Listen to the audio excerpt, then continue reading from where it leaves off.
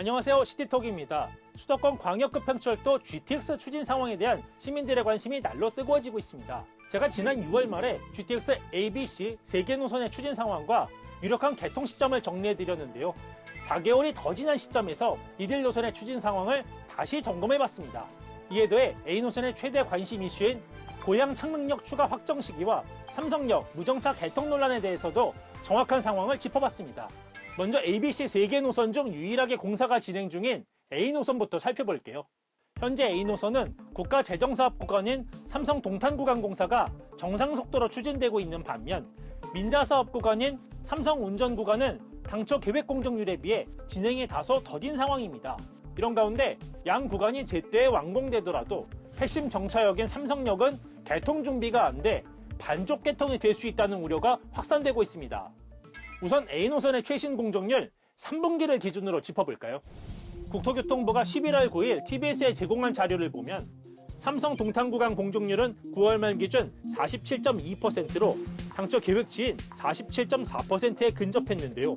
올해 말 계획치인 51.8%도 무난히 달성할 것으로 예상됩니다.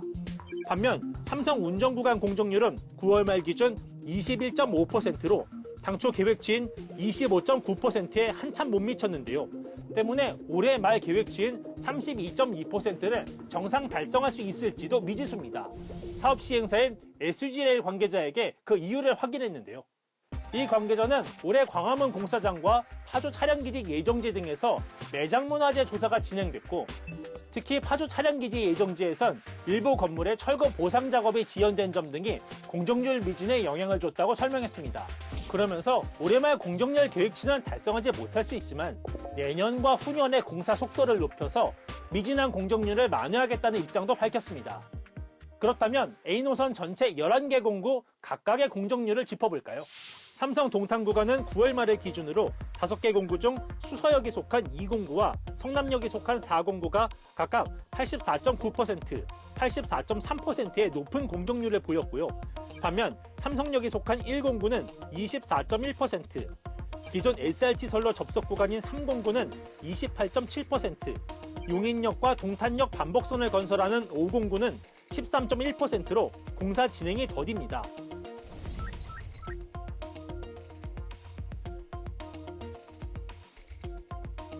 삼성 운전구간은 총 6개 공구 가운데 운정역이 있는 1공구의 공정률이 17.88%로 가장 낮고 킨텍스역이 속한 2공구의 공정률이 30.5%로 가장 높았습니다. 나머지 3, 4, 5, 6, 4개 공구는 24에서 27%대 공정률을 보였습니다.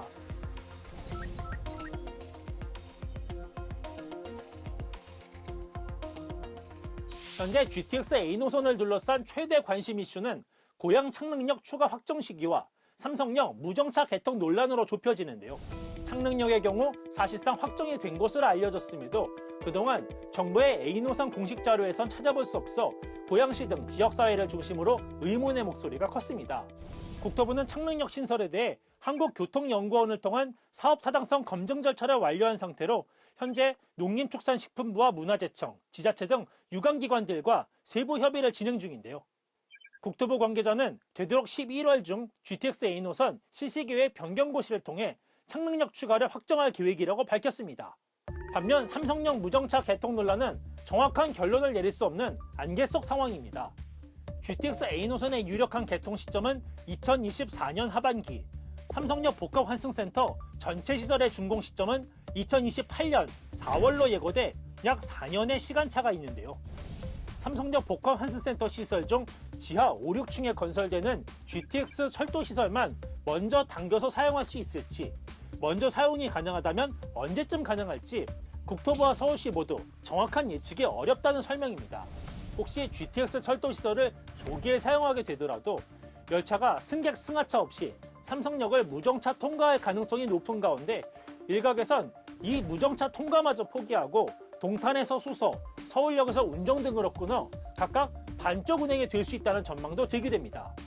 우선 서울시는 삼성역 환승센터의 지하 토목구조물 공사를 최대한 빠르게 진행해 국가철도공단에 인계할 예정으로 나머지 철도시설 시공과 사용 시기 문제 등은 철도공단이 주도해 결정할 영역이라고 선을 긋고 있습니다. 저희는 토목 구조물이라고 해서 콘크리트로 돼 있는 구조체, 그거가 이제 저희가 제 5층에 있잖아요. 그게 완공이 되면 일단 인수인계 해주고 전기, 시스템, 레일 뭐 이런 부분들은 국가철도공단이 시공을 해요. 사용이라고 하는 거는 서울시가 하는 게 아니고 국가철도공단에서 하기 때문에 그 일정을 저희가 예상할 수는 없고요. 저희는 최대한 토목 구조물을 빠르게 인수인계해 줄 수 있도록 노력을 할 거고요. 국토부 관계자는 현재 우려되는 각종 시나리오가 현실이 될 가능성을 배제할 수 없지만 삼성역 GTX 철로 사용을 최대한 앞당기기 위해 서울시와 긴밀히 협의 중이라고 밝혔습니다. 서울시라든지 그 설계사라든지 우리 협의해서 계속 이제 아이디어를 내가지고 총 이제 지하 10층 규모인데 지금 제 밑에 있기 때문에 맨 밑에 좀 더 빨리 할 수 있는 방안만 일단 예산이 좀 통과를 해야 되니까 그래서 아마 더 기간 단축할 수 있는 게 있지 않나라고 보습니다. 만약에 이제 저 민자 구간만 봤을 때 운정에서 서울역 구간만 일단 개통을 할 수 있다라는 이제 전망 보도도 있잖아요. 그러면 그럴 가능성을 완전히 배제하기는 어려운 거죠. 저는 전혀 그것을 이제 배제할 수 없는 상황이지만 현재로서는 그것을 이렇게 그렇게 이렇게 좀 단순히 말씀드리기가. 국토부는 삼성역과 창린역을 제외한 나머지 전 구간 공사는 당초 계획대로 진행돼 2024년 내 실제 개통이 가능할 것으로 전망하고 있습니다. 물론 어디까지나 공사 과정에서 중대한 추가 변수가 생기지 않는다는 전제겠죠.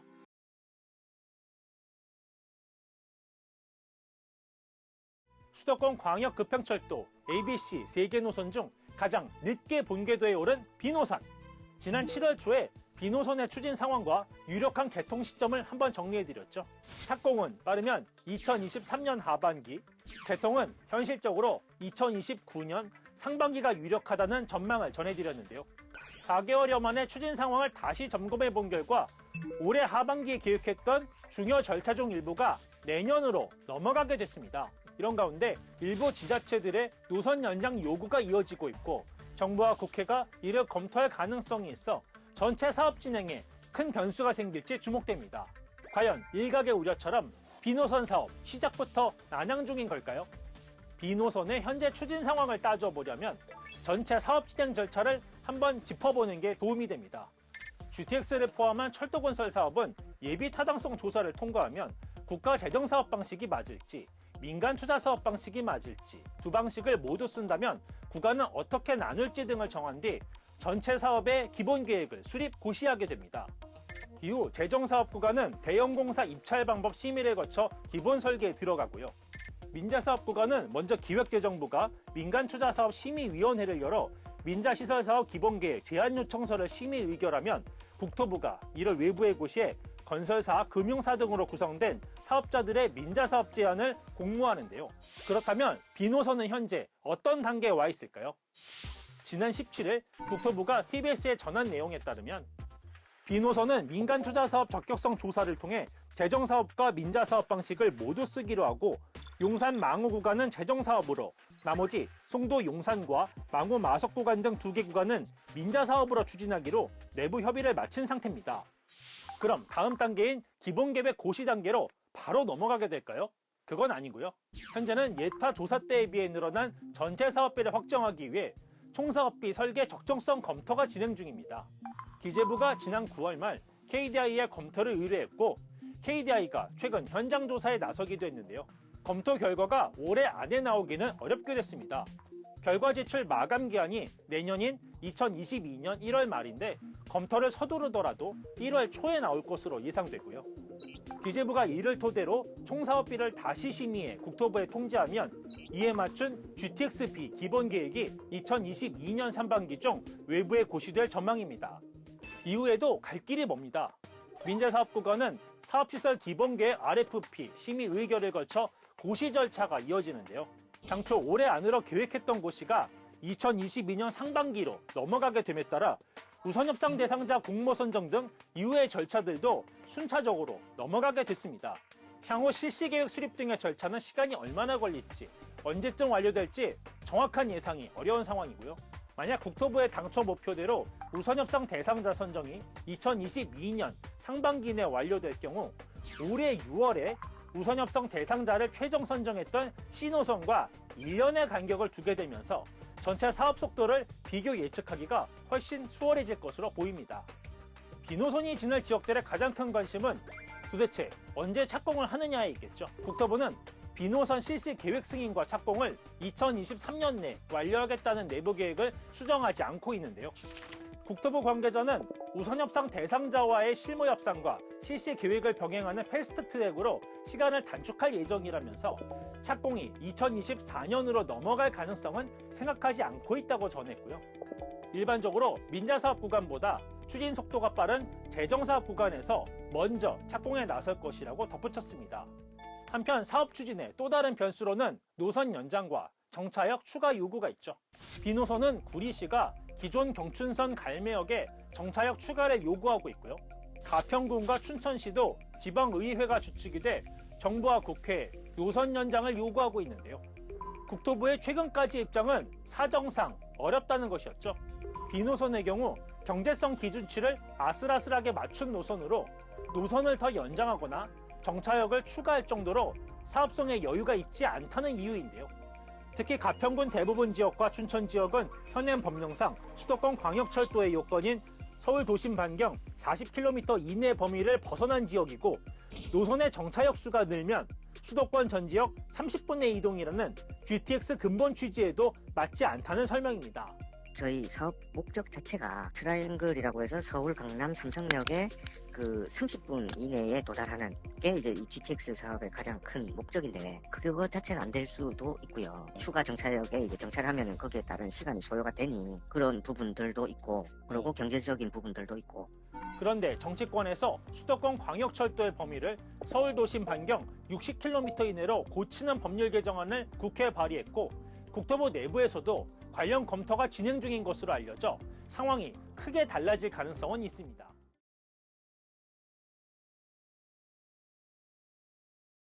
먼저 신호선. 현재 본궤도에 오른 ABC 3개 노선 중 유일하게 전 구간이 민간 투자 사업으로 진행 중인 노선이죠.